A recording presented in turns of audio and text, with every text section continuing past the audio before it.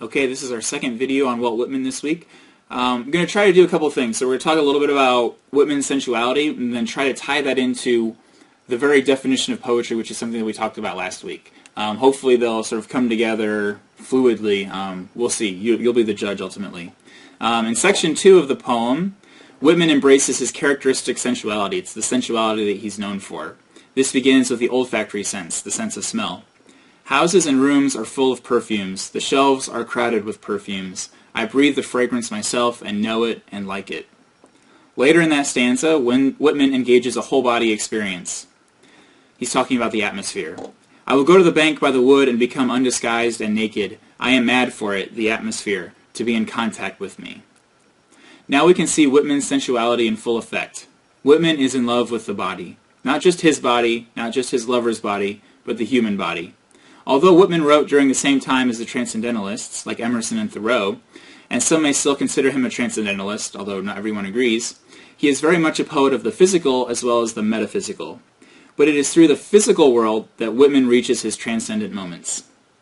So now we're going to change gears here a little bit and talk about a definition of poetry.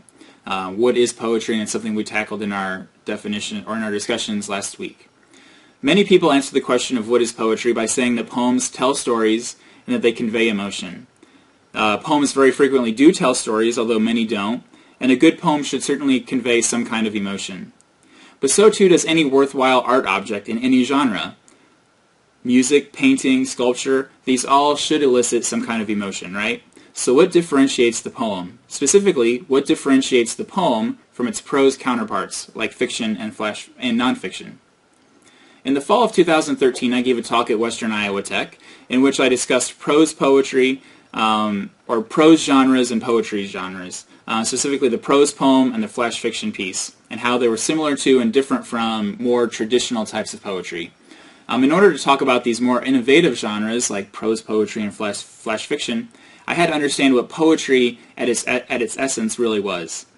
So I did some research and I found this passage from online from writer Craig Morgan Tyker. I'm probably butchering his name, so if he ever stumbles upon this, I apologize. But he says, prose is very different than poetry. At a basic level, prose refers not to words, but to the things the words refer to. Prose is about what it's about. It pretends to be transparent. In a description of a house, you are meant to imagine a house, rather than attend to the words used to describe it.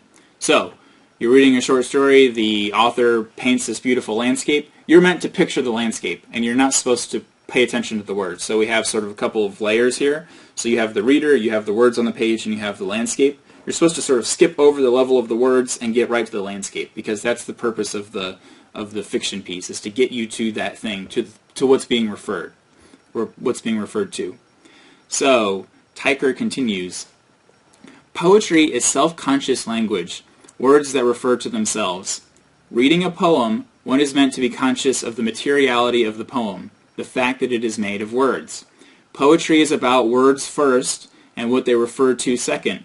It's about the phenomenon of referring, the mechanics of words. So if we think about our fiction example, we would maybe flip that. We have the reader, and then the most important thing is the words and not the image that's necessarily being painted, right? We do want to visualize that, but poetry is always about referring. Poetry is, sort of language at its most intense, and so it is always about how language works. And that's something that I think we overlook a lot of times. So, I know this shift from Whitman to our definitions of poetry may seem a little bit off topic, but I don't think it is. Tyker suggests that poetry is made of words that refer to themselves, and that we as readers should be conscious of the materiality of the poem. Isn't that, in a way, what Whitman's sensuality promotes? If, instead of thinking of poems, we think about our existence as humans, Whitman seems to suggest that we should be conscious of the materiality of ourselves. When looking at a poem, we have to think about the ideas, sure, but we also have to address the actual form of the poem, the shape, the words, the sounds. In the same way, I think Whitman would ask all of us, when examining our own lives, to pay at least as much attention to the form of our lives, our bodies, as to the content. So Whitman is very much a poet of the physical. It is always, he's almost like he's a almost body artist, right? sounds kind of silly.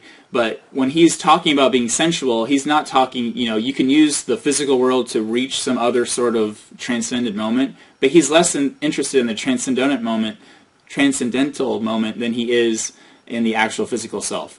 So in our little analogy here, we have the reader, or we have the self, we have the body first, that's the most important thing, and then we have all of the sort of metaphysical stuff secondary.